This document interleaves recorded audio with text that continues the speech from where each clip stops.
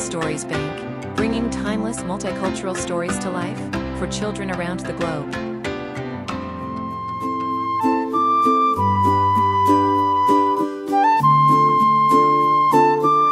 Long ago, the people of the Andes Mountains treasured an ancient prophecy. One day, they would find their true homeland, a place to build a great city that would endure for centuries. They would know it by a sign no one could mistake: a mighty eagle perched upon a cactus, holding a serpent in its talons. For generations, Rosa's people had wandered across valleys and mountain plateaus, nomads in search of that sign.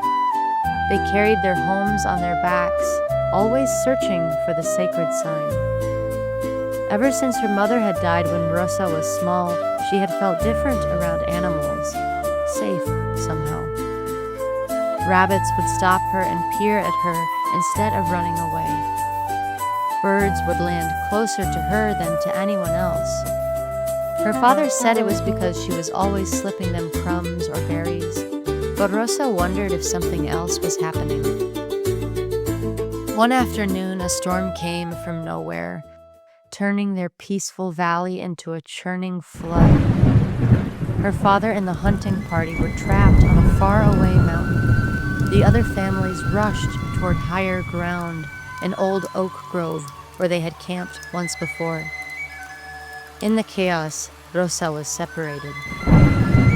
Rain hammered the earth and she stumbled into the mouth of a cave. Soaked, she crouched in the darkness. A bolt of lightning split the sky. In the flash of white light, Rosa saw a great eagle perched on a boulder just outside the cave. The massive bird turned and stared directly at her. "Don't be afraid," said the eagle. Rosa gasped. "You can talk?" "I am Itzcotl," said the magnificent bird, messenger of the sky spirits. "The flood will not end soon. Your valley home is already lost beneath the waters." "No," Rosa whispered, her voice catching. "Your people at the oak grove are in great danger," said the eagle. "The ground there will not hold. You must warn them to escape, and quickly." "But why would they believe me?" said Rosa. "I'm just a child." "A child," said the Itzcotl, spreading its magnificent wings, "who speaks to eagles." With a single powerful swoosh, Itzcotl vanished into the storm. Rosa stood frozen, the wind howling outside. But now, beneath the thunder, she also heard other sounds. The whisper of water rushing through underground channels. The anxious chittering of squirrels warning each other about rising creeks. The groaning of tree roots loosening in the waterlogged soil. She could hear it all. Rosa felt a chill that had nothing to do with the storm. But how could she possibly reach the oak grove in this storm? Even if she did, how could she ever convince the adults to abandon their shelter? Just then, 3 red squirrels appeared at the cave mouth, chattering urgently. Rosa blinked in surprise, but understood them perfectly. They warned her of flooding in the lower valleys. They insisted that she follow them. They would show her a safe path to the oak grove. As Rosa followed the squirrels, more animals appeared. Rabbits thumped warnings to her about loose rocks. An old owl hooted encouragement through the branches. The trees themselves seemed to sway aside to make her passage easier. At last, Rosa reached the oak grove. Families huddled together, cold and frightened. "Rosa," an elder called, "thank the spirits you're safe. Your father is still with the hunting party. We hope they found shelter." "This place isn't safe," Rosa blurted. "The whole oak grove will soon be underwater." The adults exchanged skeptical glances. "This grove is on high ground, child," said a neighbor gently. "We're safest here." "The animals are telling me that the big river above us is about to break a beaver dam. Then a wall of water will rush down the mountain and sweep us all away. We don't have much time." The villagers' faces softened with concern. "Rosa, you've been through a terrible fright," said one woman. "Sometimes fear plays tricks on the mind." "Come rest," urged another. "Eat something. You'll feel better after a nap." Rosa flushed with frustration. Her heart pounded. What could she do? She cupped her hands around her mouth and made the sharp, high-pitched cry of a red squirrel. Moments later, the same 3 squirrels skittered into view. Rosa dropped to the ground and drew a picture of the oak grove in the mud.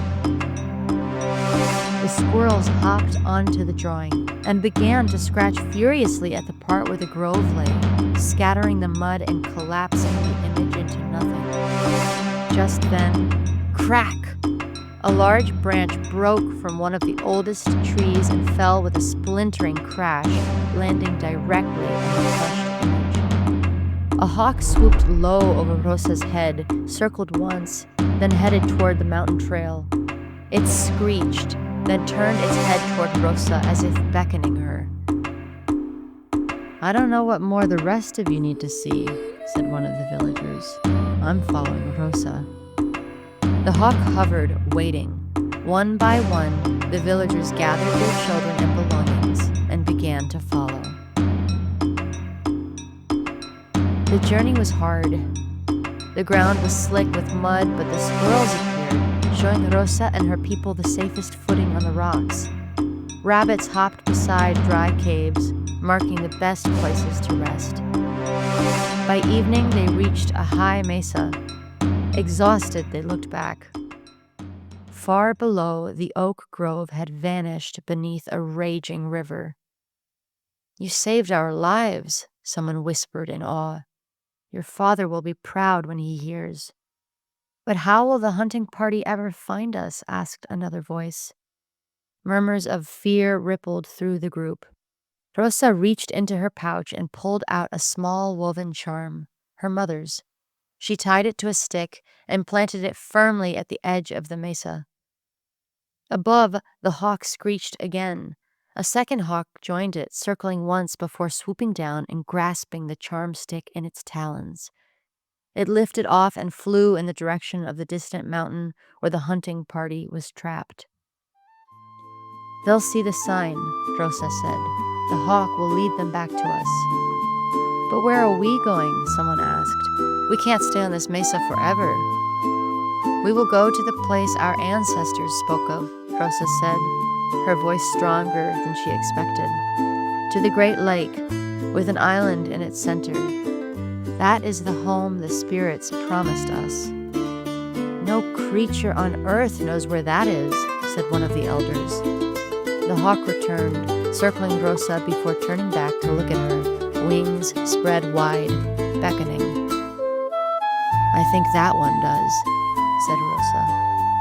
For 3 days, as the storm finally lessened, they journeyed through mountain passes and high valleys. Rosa's gift deepened. She sensed water from miles away.